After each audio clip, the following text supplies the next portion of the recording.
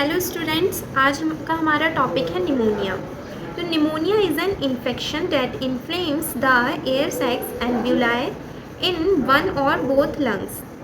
Pneumonia is an infection मतलब कि pneumonia जो है इन्फेक्शन है जो हमारे एल्वियोलाई होते हैं, जिसको कि हम एयर सैक्स भी बोलते हैं, जहाँ पर कि हमारा गैसेस का एक्सचेंज होता है हमारे लंग्स में, उस पार्ट को हम क्या बोलते हैं, एल्वियोलाई। तो वहाँ पर इन्फेक्शन हो जाता है निमोनिया में। वो या तो फिर एक लंग में हो सकता है या फिर दोनों लंग्स में हो सकता है, जिसकी वजह से जो पर्सन है उसको सांस लेने में दिक्कत होती है। And causing symptoms like cough, fever, chills and chest pain, जिसकी वजह से जो पर्सन है जिसको निमोनिया हो रहा है उसको सिम्टम्स होते हैं जैसे कि कफ होती है, फीवर, और उसको ठंड लगती है और चेस्ट पेन होता है। ठीक है। It is most serious for infant and young childrens pupil older than age 65। So mostly pneumonia किन लोगों में देखने को मिलता है, इन्फेंट्स में, यंग चिल्ड्रंस में, और जिसकी एज 65 से ज़्यादा होती है उन पर्सनस में। तो ये ऐसा क्यों हो रहा है, जो इन्फेंट हैं उनमें ऐसा क्यों हो रहा है, उसका हम रीज़न जान लेते हैं। क्योंकि जो छोटे बच्चे होते हैं उनका जो इम्यून सिस्टम होता है वो एकदम से मैच्योर तो नहीं हो पाता है। जब मदर के वोम में से आते हैं तो उनके जो इम्यून सिस्टम है वो एकदम मैच्योर नहीं होता है, इमैच्योर होता है, जिसकी वजह से जो मतलब इन्फेक्शंस हैं उन बच्चों में ज़्यादा चांसेस होते हैं होने के। और सेकंड, अगर हम बात करें इसका होने की कॉज, तो जो उनका एयरवे होता है वो शॉर्ट होता है इन्फेंट्स में, इस वजह से भी निमोनिया ज़्यादा देखने को मिलता है इन्फेंट और यंगर चिल्ड्रंस में। और अगर हम बात करें कि ये ओल्डर पीपल्स में क्यों हो रहा है, तो ये भी सेम है। जो ओल्डर पीपल होते हैं उनका भी इम्यून सिस्टम जो होता है वो वीक होता है, इस वजह से उनमें देखने को मिलता है। और अगर थिंग्स देखें तो उनको अदर मेडिकल कंडीशंस होती हैं, लाइक डायबिटीज़ होती है, उनको लंग डिसीज़ होती है ना, तो हार्ट डिसीज़ होती है। तो उन सब की वजह से भी जो उनको इम्यून सिस्टम है वो बहुत ज़्यादा वीक हो जाता है, जिसकी वजह से जो निमोनिया के होने के चांसेस हैं वो इंक्रीज़ हो जाते हैं इन सारे पर्सनस में, जिसकी कि एज 65 से ज़्यादा होती है। ओके। सो अब हम देखते हैं क्लासिफिकेशन। निमोनिया का क्लासिफिकेशन अगर हम बात करें तो on the basis of anatomic part, मतलब कि निमोनिया कहाँ पर हो रहा है उसके बेस पर क्लासिफिकेशन है। उसमें आता है लोअर निमोनिया। लोअर से ही हम समझ रहे हैं कि लोब की बात की जा रही है। Pneumonia is confined to one or more lobe, मतलब लोअर निमोनिया में जो हमारे लंग्स होते हैं उसमें लोब्स पाई जाती हैं। जो राइट लंग होता है उसमें 3 लोब होती हैं और जो लेफ्ट लंग होता है उसमें 2 लोब्स होती हैं। तो लोअर निमोनिया में जो होता है ना, हमारी लोब्स में इन्फेक्शन होता है। इसी के साथ हम दोनों को इनको पढ़ते हैं एक साथ में, उसके बाद मैं डायग्राम की हेल्प से आपको समझाऊंगी कि एक्चुअली में होता क्या है। ब्रोंको निमोनिया और मल्टीफोकल निमोनिया और जनरलाइज निमोनिया। ब्रोंको निमोनिया के अदर नेम्स क्या है, मल्टीफोकल निमोनिया और generalize pneumonia. Scattered throughout the lungs, affect the bronchi, bronchioles and surrounding alveoli but not entire lobe। जो ब्रोंकोनिमोनिया होता है वो उसमें क्या होता है, जो लंग है ना उसमें पूरी तरह से सब में स्कैटर्ड हो जाता है इन्फेक्शन, जैसे कि ब्रोंकाई और ब्रोंक्योल्स और एल्वियोलाई, इन सब में ही हो जाता है, but not the entire lobe. मतलब कि फोकल, अगर हम बात करें फोकल का मतलब क्या होता है कि एक तरह से ये जगह जगह फोकल, और अगर हम बात करें मल्टी मतलब बहुत जगह हो रहा है, ये पर्टिकुलर छोटी छोटी जगह पर लंग में फैल जाता है। मल्टीफोकल निमोनिया तभी हम इसको कह रहे हैं, पर्टिकुलर एक लोब में नहीं हो रहा है, पूरे लंग में हो रहा है, पूरे लंग को अफेक्ट कर रहा है, इसलिए हम इसको क्या बोल रहे हैं, मल्टीफोकल और जनरलाइज निमोनिया। अगर हम बात करें डायग्राम की हेल्प से आप समझिए, जैसे कि लोअर निमोनिया है, ये हमारा राइट लंग है, ये लेफ्ट लंग है। इसमें राइट लंग में क्या है, एक ये वाला लोब है, दूसरा ये है, तीसरा ये है, 3 लोब्स होते हैं राइट लंग में। और जो लेफ्ट लंग होता है उसमें 2 लोब्स होते हैं। ठीक है। तो जो लोअर निमोनिया है उसमें जो है ना, जैसे कि ये 2 लोब्स अफेक्टेड है, यहाँ पे ये जो दिखाया गया है ये अफेक्टेड दिखाया गया है, जो फिलिंग है। तो जो ये दोनों हैं ये दोनों जो लोब हैं वो अफेक्टेड हैं लोबर निमोनिया में।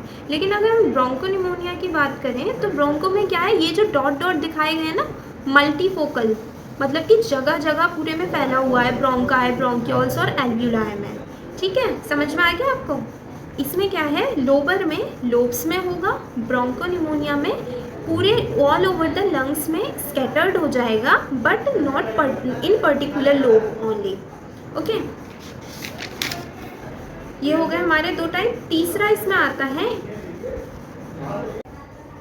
थर्ड हमारा टाइप है इंटरस्टिशियल निमोनिया। इंटरस्टिशियल निमोनिया में क्या है, it affect the interstitium lining and the space between the blood vessels and alveoli. So इसको हम डायग्राम की हेल्प से समझते हैं।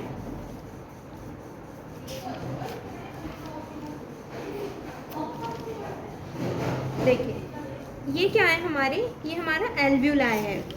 एल्वुलाई जो लंग्स में होता है, जहाँ पर हमारी गैसेस का एक्सचेंज होता है, ये एल्वुलाई है। ये हमारी क्या है, ब्लड वेजल्स है, जिसमें कि ब्लड होता है, जहाँ से कि यहाँ से ऑक्सीजन एल्वुलाई में जाती है और कार्बन डाइऑक्साइड इधर आ जाती है, यहाँ पे एक्सचेंज होता है।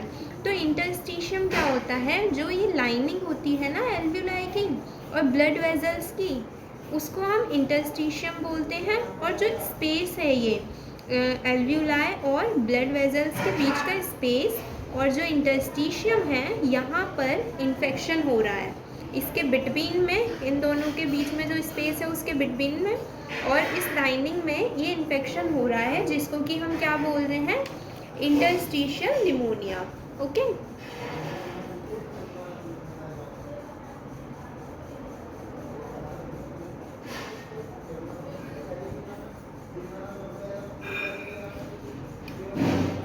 अब दूसरा हमारा क्लासिफिकेशन क्या है, on the basis of aetiological factors, मतलब कि किन कारण से निमोनिया हो रहा है उसके बेस पर जो टाइप है, बैक्टीरियल निमोनिया, वायरल और फंगल।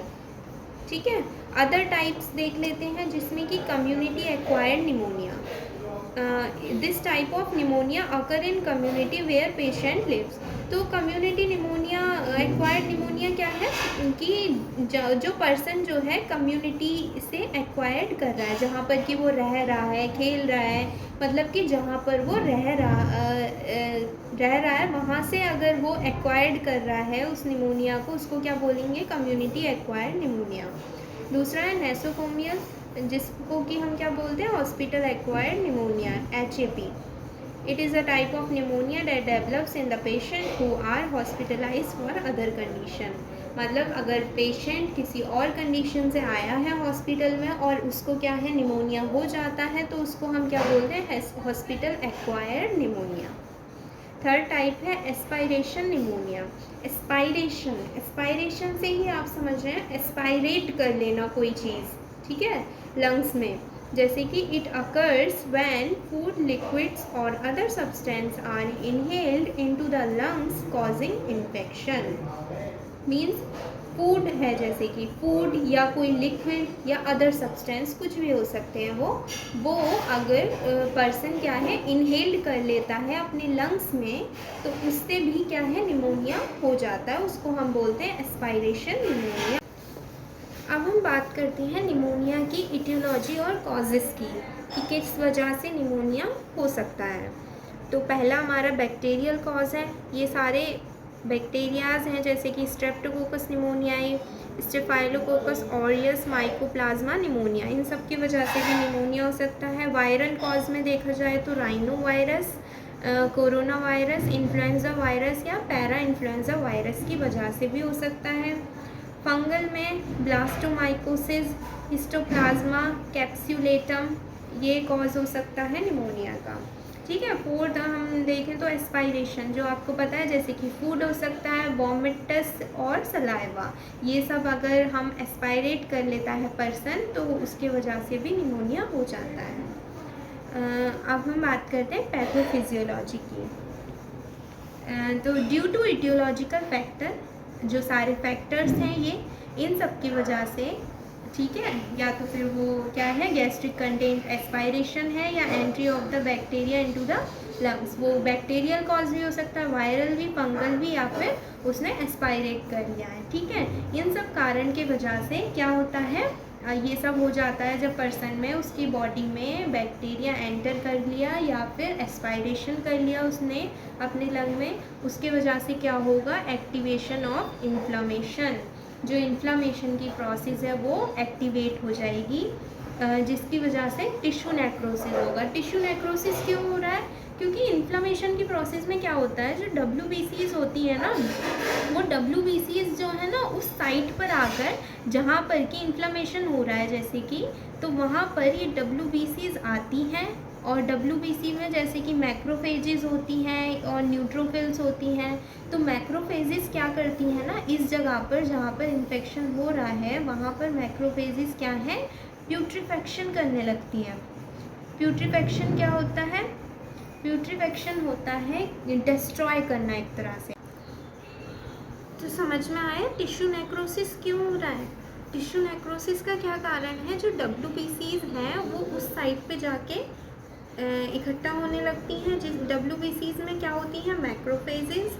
जो मैक्रोफेजेस होती हैं वो प्यूट्रिफेक्शन करती हैं उस जगह पर, मतलब कि उस जगह को डिस्ट्रॉय करने लगती हैं, सड़ाने लगती हैं।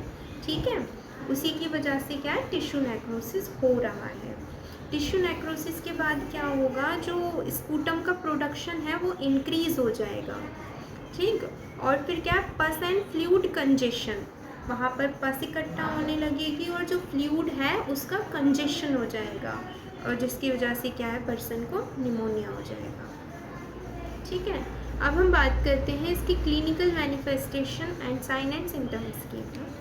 इसमें क्या है, कफ होगी विद स्पूटम, फीवर होगा, जो कि यूजुअली क्या होता है, हाई ग्रेड फीवर होता है, जो 102 से डिग्री फ़ारेनहाइट से एबव आता है पर्सन को। चिल्स मतलब कि ठंड लगना। Shortness of breath, shortness of breath क्यों हो रही है, क्योंकि एल्वियोलाई डैमेज हो रहे हैं उसके लंग्स में, जहाँ पर कि गैस का एक्सचेंज होता है वहाँ पर ही डैमेज हो रहा है। तो जो हमारी ऑक्सीजन और कार्बन डाइऑक्साइड का एक्सचेंज है वो नहीं हो पा रहा है, जिसकी वजह से पर्सन को क्या है, शॉर्टनेस ऑफ ब्रीथ होगी। चेस्ट पेन होगा वाइल कफिंग और डीप ब्रीथिंग। ठीक है, फटीग, फटीग क्यों हो रही है, क्योंकि यूजुअली आपने देखा है कि हमें जब खांसी होती है वो मोस्टली हमें कब होती है, रात में होती है ना। ज़्यादातर हमने देखा होगा जब हम सोते हैं तब खांसी होती है। तो खांसी की वजह से पर्सन को क्या है, स्लीप डिस्टर्बेंस होगा। स्लीप डिस्टर्बेंस की वजह से हमें ऑब्वियस सी बात है कि हमको क्या है, थकान रहती ही है। तो फटीग का कारण एक वो है, और दूसरा अगर हम बात करें तो कुछ मेडिसिन्स होती हैं जिनका कि साइड इफ़ेक्ट होता है फटीग। ठीक है, और बाकी हाइपोक्सिया तो है ही, जिसकी वजह से उसको थकान हो सकती है। लॉस ऑफ एपेटाइट हो रही है, नोज़िया एंड वॉमिटिंग हो रहा है, rapid breathing rate 25 breath per minute से ज़्यादा वो क्या लेगा, सांसें लेगा जल्दी जल्दी। स्वेटिंग होगी उसको। ठीक है, स्वेटिंग फीवर के टाइम पे भी हो सकती है और वैसे भी हो सकती है। वो कमज़ोरी से भी हमने देखा है अक्सर स्वेटिंग ज़्यादा होती है। ये हमारे क्या हो गए, साइन एंड सिम्टम्स। समझ में आए। अब हम बात करते हैं डायग्नोस्टिक इवेल्युएशन की, कैसे हम फाइंड आउट कर सकते हैं कि पर्सन्स को निमोनिया है। मेडिकल हिस्ट्री, हम पर्सन की क्या है, मेडिकल हिस्ट्री लेंगे कि उसको कोई और डिसीज़ तो नहीं है जिसकी वजह से उसका क्या है, इम्यून सिस्टम वीक हो गया है। और फिज़िकल एग्जामिनेशन करेंगे, तो फिज़िकल एग्जामिनेशन में हम लंग साउंड चेक करेंगे उसकी, और वाइटल साइन चेक करेंगे, और जो चेस्ट है उसको एग्ज़ामिन करेंगे कि मतलब परकशन की हेल्प से कि कोई साउंड्स तो नहीं आ रही हैं एबनॉर्मल। तो वो है फिज़िकल एग्जामिनेशन। चेस्ट एक्सरे कराएंगे, ठीक है, CBC कराएंगे जिसमें कि हम ब्लड काउंट देखेंगे। ठीक है, WBC और blood culture to identify bacterial pathogens. Blood culture कराएंगे आइडेंटिफाई करने के लिए बैक्टीरियल पैथोजन कि किस बैक्टीरिया की वजह से हुआ है। स्पूटम कल्चर भी इसीलिए कराएंगे जिससे कि आइडेंटिफाई कर पाएँ कि किस पैथोजन की वजह से हुआ है। पल्स ऑक्सीमेट्री कराएंगे चेक करने के लिए ऑक्सीजन सैचुरेशन को। ब्रोंकोस्कोपी हम कराएंगे, जो एयरवे है उसको विजुलाइज करने के लिए ब्रोंकोस्कोपी कर सकते हैं। अब हम बात करते हैं निमोनिया के मैनेजमेंट की। पहले है मेडिकल मैनेजमेंट, मतलब कि with the help of medicines हम निमोनिया को कैसे क्योर कर सकते हैं। एंटीबायोटिक्स, कुछ एंटीबायोटिक्स आती हैं, जैसे कि ये सारी एंटीबायोटिक्स हैं जो हम दे सकते हैं पेशेंट को अगर वो जो निमोनिया है वो बैक्टीरिया की वजह से हुआ है। अगर वो वायरस की वजह से हुआ है तो हम एंटीवायरल ड्रग्स दे सकते हैं। फंगस की वजह से हुआ है तो एंटी फंगल ड्रग्स दे सकते हैं। ये सारे उनके कुछ एग्जाम्पल्स हैं मेडिसिन्स के। कफ मेडिसिन देंगे खांसी के लिए, जो ये हैं कुछ मेडिसिन्स। फीवर रिड्यूसर्स और पेन रिलीफर मेडिसिन देंगे, एस्पिरिन, आइबुप्रोफेन, एसिटामिनोफेन, ये सारी मेडिसिन। अब हम देखते हैं नर्सिंग मैनेजमेंट, जो कि बहुत इम्पोर्टेंट होता है नर्सिस के लिए। मोस्ट इम्पोर्टेंट जो होता है नर्सिंग मैनेजमेंट होता है। तो इसमें क्या है, teach patient about the cause, symptoms and sign and treat teach patient about the cause, sign and symptoms and treatment of pneumonia. तो हम पेशेंट को टीच करेंगे कि निमोनिया किस कारण से हो सकता है, कॉजेज़ के बारे में, उसके साइन एंड सिम्टम्स क्या हैं और उसका ट्रीटमेंट क्या है। ठीक है, उसके बारे में टीच करेंगे उसको। Monitor patient vital sign, vital sign को क्या है मॉनिटर करेंगे। चेंज पोजीशन फ्रीक्वेंटली, जो वो है पेशेंट, उसकी पोजीशन को हमें क्या है फ्रीक्वेंटली मतलब चेंज करना है, जिससे कि क्या है स्पूटम जो है उसका एक जगह ही कलेक्ट ना हो और जो उसके लंग्स हैं वो कोलैप्स ना हो। इसकी वजह से इन सब चीज़ों को प्रिवेंट करने के लिए हमें क्या है पेशेंट की जो पोजीशन है उसको फ्रीक्वेंटली चेंज करना होता है। एडमिनिस्टर मेडिकेशंस एज प्रिस्क्राइब, जो डॉक्टर ने मेडिसिन प्रिस्क्राइब करी है उसको एडमिनिस्टर करेंगे। Administer oxygen therapy as order, जैसा कि डॉक्टर ने बोला है उस हिसाब से हमें क्या है ऑक्सीजन थेरेपी देनी है उसको। Instruct patient to avoid smoking and alcohol, हम पेशेंट को इंस्ट्रक्ट करेंगे कि वो स्मोकिंग और एल्कोहल ना करें। ठीक है। मेंटेन पेटेंट एयरवे, जो पेशेंट का एयरवे है उसको क्या है हमें क्लियर रखना है। ठीक है, वो किसकी हेल्प से कर सकते हैं हम, पोजीशनिंग प्रोवाइड करके, जैसे कि फॉलोअर्स पोजीशन होती है जिसमें कि पर्सन को क्या है मतलब ब्रीथिंग प्रॉब्लम नहीं होती है। जो भी ब्रीथिंग डिफ़िकल्टी वाले पेशेंट हैं उनको हम फॉलोअर्स पोजीशन देते हैं, सेमी सिटिंग पोजीशन। ठीक है। और सक्शनिंग करा सकते हैं हम उसको। ठीक है, और चेस्ट फिजियोथेरेपी, इन सब की हेल्प से हम क्या है उसका जो एयरवे है उसको क्लियर कर सकते हैं। ठीक है, thank you for watch my video, bye bye.